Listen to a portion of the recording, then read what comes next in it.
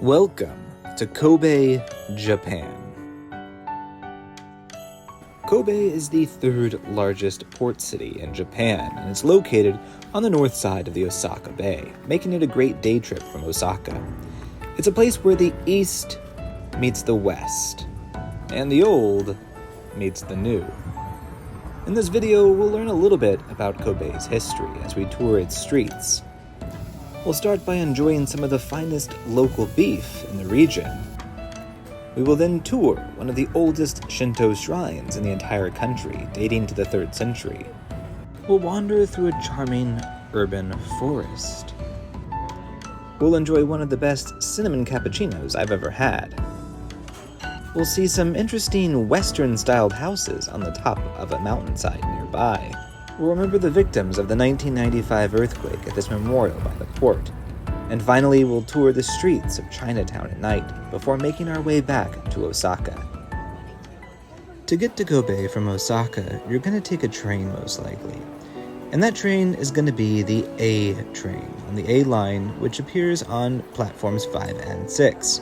You're going to be on platform 5 if you're trying to go towards Kobe from Osaka. You're going to wait in a line just like this, and eventually your train will arrive. They come every 15 or 10 minutes, depending on the day and time. Once you arrive in Kobe, you're going to follow the signs to the exit, and depending on the exit that you're going to use, you might come to a crosswalk that looks like this. Kobe is fairly easy to navigate. Just stay on this main drag to the left of that crosswalk, and you'll find all the best shops and eateries. We're going to take this elevator up to the 2nd floor of a building because we're going to eat some of the best Kobe beef in all of Japan. When we go inside this restaurant, we're entering another world. We're going to have typical teppanyaki, but with a authentic Japanese flair. Although this meal might be a bit expensive, costing about $70 US, it comes with a lot of things, including several courses and an entire experience. We're going to have green tea, get to sample some of this fine pumpkin soup, judge the quality of our Kobe beef from the chef in front of us, have a delightful salad that is one of the best I've ever had, and watch a skillful artisan cook one of the best meals I've ever tasted.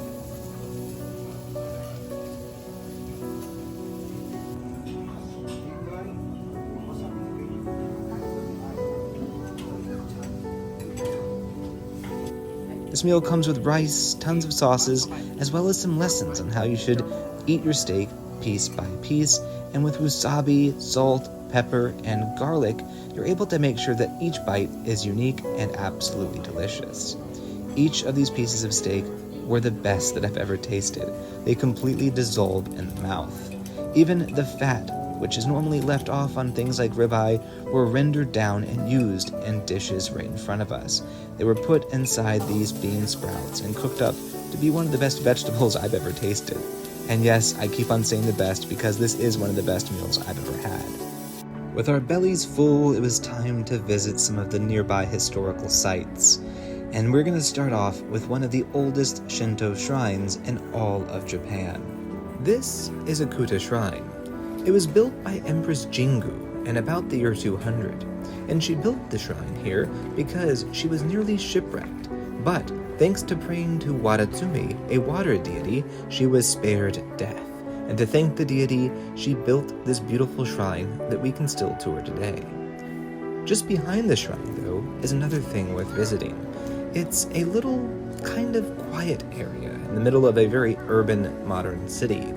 It's an old forest. It's not large, but it's a great way to escape from some of the crowds in Kobe, especially as some of the buses roll into the area late in the afternoon. I recommend spending about a half hour here, just quietly taking in some of the views and strolling through parts of the temple complex, such as this archway.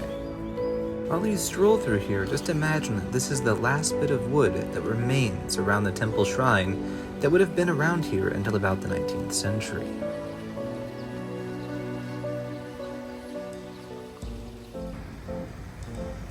After relaxing in the garden, it was time to get caffeinated. We found the start of the western side of Kobe, and we immediately saw this little coffee shop, which had been around for quite a while. They roast their own coffee grounds, and everything from the aroma to the ambiance is exactly what you want in a coffee house, especially when you start to get a little tired around 3 in the afternoon. I highly recommend it. I'll have a link in the description down below to where you can find it. Inside this coffee house, you're immediately taken into Western Europe. Everything from the music to the coffee to the aroma to the vibes, it all feels like you're sitting in a German coffee house. Everything on the menu is delicious, but I highly recommend this right here. This is a cinnamon cappuccino, and it's the house special. It comes with this lovely piece of cinnamon bark shoved right in the middle of the cup, and it adds an aroma and quite a bit of flavor. After this, we headed down into Kitano, the traditionally foreign area of Kobe. This is where all the diplomats settled, and everything is here from Pizza Hut drivers to Starbucks and a colonial-looking house.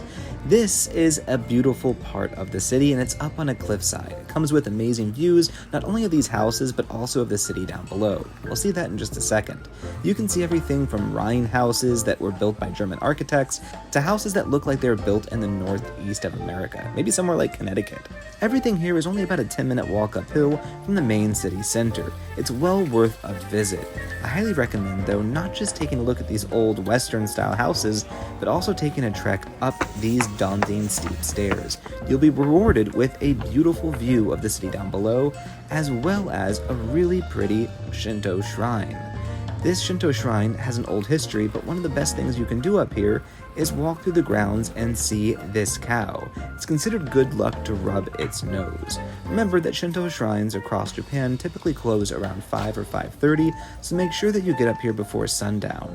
Spend a few minutes up here strolling through the grounds, but don't spend too much time because you want to make sure that you get back down before the sun goes down so you can take in a couple more sights before you have to go back to Osaka. You want to backtrack a little bit and go back into the main market area, but you're going to walk straight to the port. The reason for this is because the port, while oftentimes overlooked by tourists, has one of the most important memorials in the entire city of Kobe.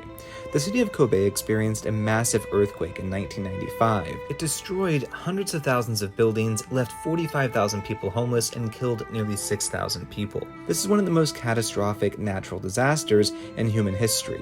The memorial has not only this wonderful video that you can watch that lights up and shows you exactly how the earthquake unfolded over the short period, it also has this little part of the port that was preserved to show the destructive nature of this earthquake. I highly recommend taking a little stroll through this area and taking in this somber reminder of a very devastating part of Japanese history.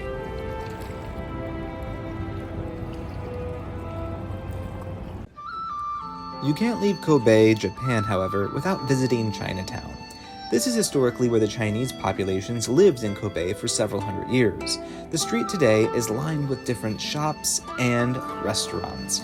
You can find everything here to make you feel like you're in a little part of China. You can visit this during the day and more shops will be open, but I highly recommend visiting at night, because at night, this little part of the town comes to life. Unfortunately for us, it was time for us to head back to Osaka. Everything that you've seen in this video, we did in about 5 or 6 hours, meaning you can easily do this in a half day if you're staying in Osaka. If you've enjoyed this video, remember to like and subscribe and stick around on this channel as I tour the world for several more years. I'll be posting content on Japan for the next month or so, but after that, it'll be Korea and then off to Europe once again.